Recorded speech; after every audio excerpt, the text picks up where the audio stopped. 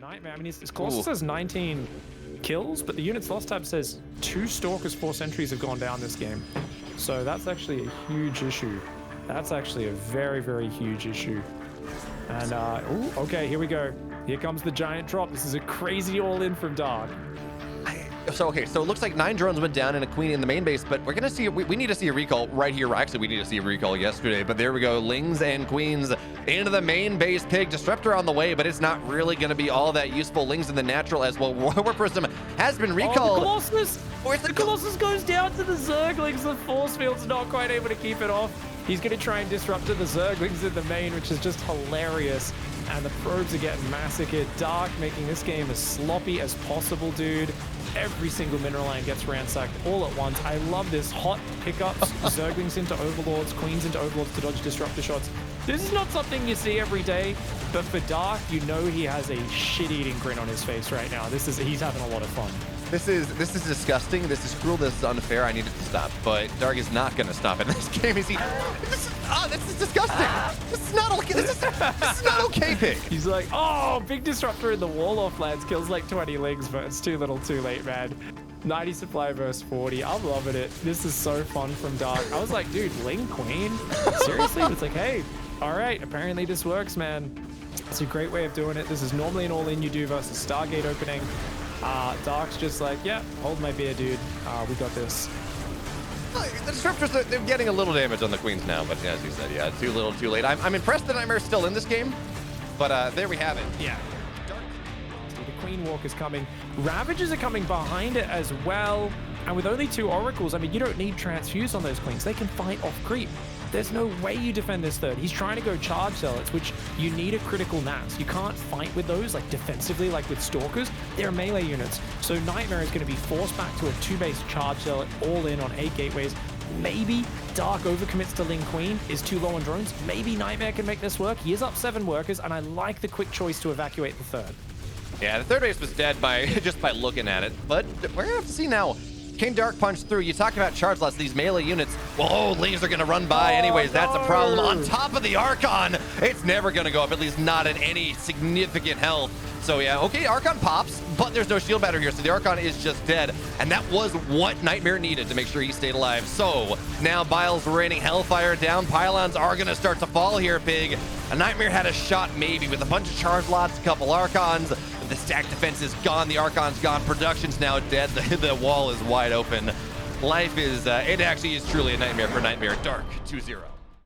So Byun maxed out, he has 2-2. Neeb, not quite maxed out, not on 2-2 just yet. It's gonna be done in just a second, but his army is a decent bit more expensive. If he's able to take the good fight, Disruptor shot's gonna go out. Byun targeting them down, but that last shot hits with a plum. I don't know if it's gonna be enough though. 1 Colossus will fall. Disruptor shot, zoning gun out, not even. Vikings knocking the 2nd Colossus down, but significant warpins coming in from Neeb behind this one. That Disruptor shot was, he only got 1, but it was beautiful indeed. So now the Stalker's blinking left. Byun getting on top of the Disruptor. Another one is going to get EMP down here. Vikings now starting to land. Byun senses opportunity, senses growth. Disruptors are going to knock down all the Vikings as the Stalkers blink desperately, but Shield Battery Overcharge keeping them alive. Byun moving out of Shield Battery Overcharge range, looking for something.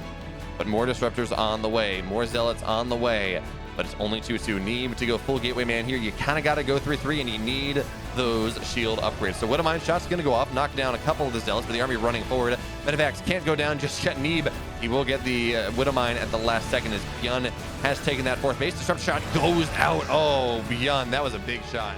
And Byun, for the first time in a long time in this game, he's been able to be active on the map. Not just drops, but be active with his army on the map. But this drop is still not dealt with. 3-3 Stim and Bio is truly a terrifying thing when you don't have burst, you don't have maybe DTs or something, but look at this.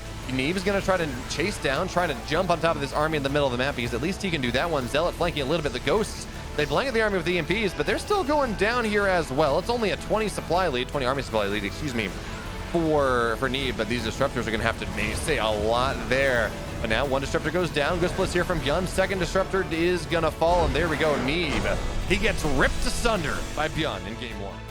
That, I mean, he's got his 4 bases, he's on 70 probes, he's on 3 Colossus. Byun He doesn't have a single Viking. He's got some Widowmines and some Ghosts, and maybe a good surround, maybe a good engagement, but it becomes problematic indeed. Now, EMPs will blanket this army, and this is a terrible position for Neeb to run through. He thinks he can do it anyways. The Colossus run forward, and the siege units from afar knocking down so many Marine Stalkers. Blink left, trying to get on top of things. Widowmines are going to be rather nice indeed. One Ghost from downtown.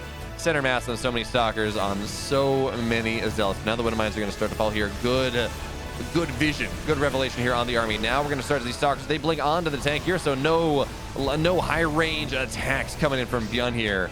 But Byun is taking this fight a lot better than he has any right to. As now EMPs once again. Ghost will die though on the rally. But this is a hard position for Neeb to step into. It really is effectively, he's setting himself up for a surround as one Colossus will go down. SCVs are going to get pulled here. This is Byun's one opportunity to try to make something happen before it just gets too far out of reach. Vikings knocking down a second Colossus, but the army of Byun is just not going to do it. Neeb does not give him a room back in this game. And we move into game 3 for all the marbles.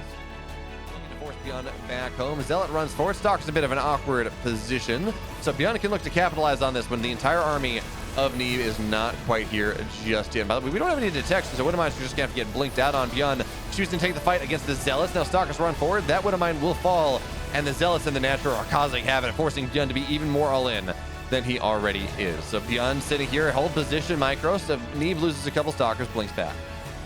First thing he gets, though, is a bunch of observers. One Widowmine is going to get a big shot here for the Stalkers on the surround. Byun, he's going to try to get as many as they can, but Neeb, he's got a date with Dark in the finals. Well played, holding up the aggression in game 3.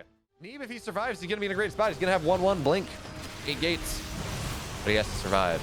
Shield batteries, of course, are on the way, and there is no lair for Dark. This is just hatch tech. These queens are added to DPS, but they cannot heal themselves. The creep is not there. So yes, the Cybercore will fall, but Neeb already halfway to a second one. The big deal, though, is, of course, there is no wall. So the Lings, they can run in with impunity, but good concave that Neeb is setting up right now. And I don't know. The army supplies tell one story, just the positioning really kind of tells another. Zealot's going to warp in right now. Biles land, but the shield battery overcharge is still staying alive here as Lings continue to die. Queen's just not adding all that much. Zealots run forward. They do not have charge, so they're not particularly useful just yet. But by the time shield battery overcharge is over, 1-1 is going to be damn close to finishing. Blink is now done in 10 seconds. We're going to see a stage trap go down. It's going to get targeted down, but even still, that's lots of DPS from lots of damage from these Ravagers, from these Lings, from these Queens. So Neeb with a fantastic concave. He makes an incredible hold.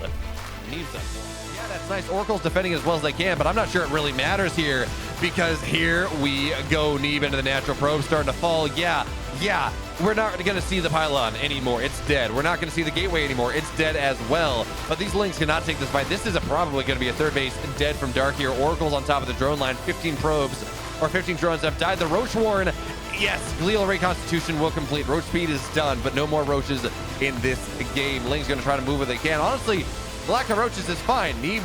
Dark does not want the roaches. He wants Lings. That's the only thing that really fights the Stalkers right now. And again, the Stalkers, they do not have +1s. The roaches with roach speed, they're going to try to get on top of things. But Neeb rallying more Stalkers onto the other side of the map. Dark is dead. Neeb's up too. Into the main base. This is where life starts to get a little bit complicated. Zealous in the third base as well. Neeb looking to just tear Dark apart in this game. 10 drones have died immediately, but Lings are going to try to take the fight against these Stalkers. As Neeb gently microing backwards and backwards and backwards. A couple Stalkers are starting to fall as Neeb target fires the Observer down, and that's something. But now as the Lings are off creep, he's going to have to back up. At least Dark will. He's got to stay on creep there, but more Zealots in the main base. 14 drones have died. Third base still not dealt with, and these Zealots in the main base are really what is giving Neeb such a massive advantage as the Lings are just not fighting well in the third base here.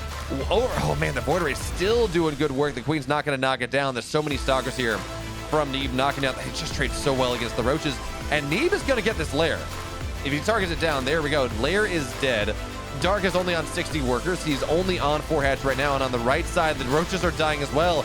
Neeb looks like he's about to 3-0 Dark here, which was not the score that I was expecting in the slightest when I looked at this matchup. I thought Neeb could do it, but certainly not a 3-0. But the man is just on fire.